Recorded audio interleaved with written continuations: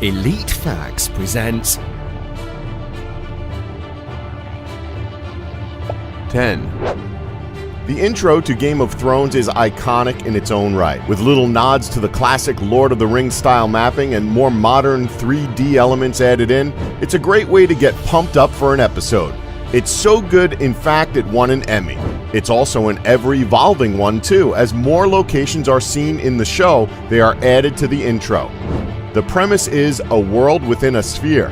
Pay attention to the shadowed areas beneath the surface of the map. There are cogs working there too. 9. In the books, George R.R. Martin only provided a few examples of the foreign tongues spoken on Game of Thrones. So the show's producers enlisted linguist David J. Peterson, founder of the Language Creation Society, to develop Dothraki and Valyrian into full grammatical languages that the show's actors could actually speak. Despite having created the 4,000-word Dothraki dictionary, Peterson says fanboys still try to correct him on his pronunciation. 8. The writing for the TV show is done a little differently than other hit series such as Walking Dead, which has over 20 writers at a time, as it has only ever had 6 screenwriters involved on it. The frontrunners are George R.R. Martin, for obvious reasons, big hitters David Benioff and D.B. Weiss. They also enlisted the help of great screenplay writers in Vanessa Taylor and producer Jane Espenson. This explains the way it's such a tightly knit and well-made show.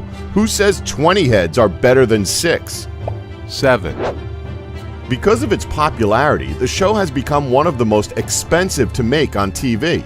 It costs 3 times as much to make a single episode as it does other shows such as The Big Bang Theory. A few of the episodes have tipped the till at $6 million to make, and the Season 2 blockbuster titled Blackwater cost a massive $8 million. Adding to the budget is the amount of travel involved for all locations. To date, producers can tick Croatia, Morocco, Malta, Iceland, and Northern Ireland off their world bucket lists. There are also new locations being added for the upcoming Season 6. Spain, we're looking at you. 6. Direwolves are the larger-than-your-average companions the Starks use as their banners. They're quite a bit larger than the average wolf, and extremely loyal and protective. Each of the Stark children has one to raise at the start of Season 1, and quite a few of them have met their makers already. The surprise comes knowing they are real creatures. Well, were real. They existed years ago and are the inspiration for them being in the book. On a separate note, actor Sophie Turner, who plays Sansa Stark, actually adopted her on-screen direwolf Lady in real life. 5. The thing about Game of Thrones is you never quite know if a character is going to make it or not. Take Jon Snow, for example. He was probably the most loved and main character on the show, and at the end of Season 5, the whole fandom is left wondering if he remains alive or not. One of the actors on the show said she was extremely surprised it was left in the scripts, as it was info that could easily be leaked. She also mentioned that sometimes the writers will add in fake deaths, and it won't be until the filming that they'll reveal it was a hoax and they live.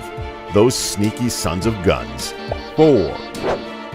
Ned Stark was introduced to the viewers as the most loyal and honor-filled man in the whole lands, traits that will lead to his death.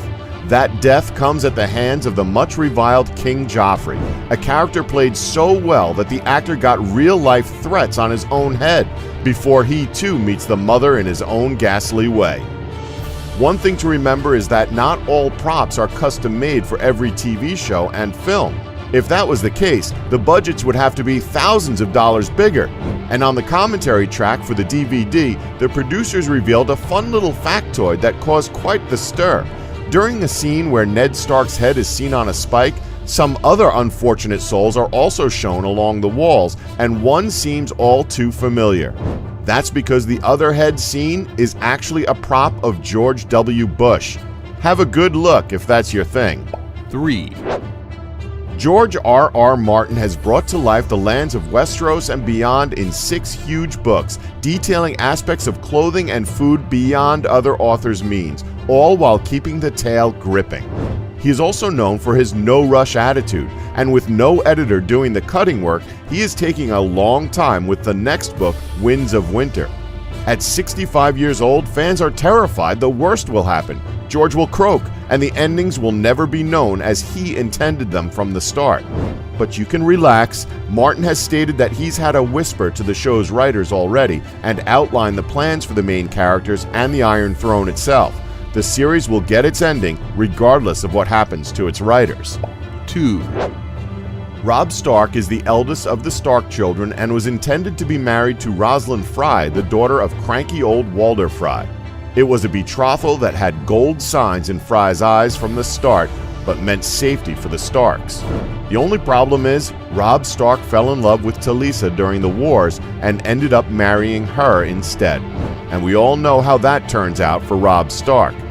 The interesting fact of all this is that the actor who plays Talisa is Una Chaplin.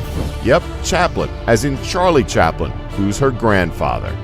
1, Here's an insane way to measure the popularity of a show. Count how many newborn babies are given names based on characters of said show.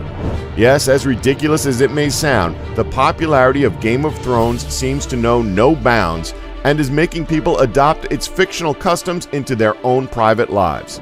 According to Social Security Administration records, nearly 150 newborn baby girls were given the name Khaleesi in 2012. That's the year of the second season. The baby names for Arya, Daenerys, Tyrion, and yes, even Tyriona, at least 5 women did that, have been growing as well, but none of those are as bizarre as Khaleesi. Don't forget to like us and subscribe for more elite facts.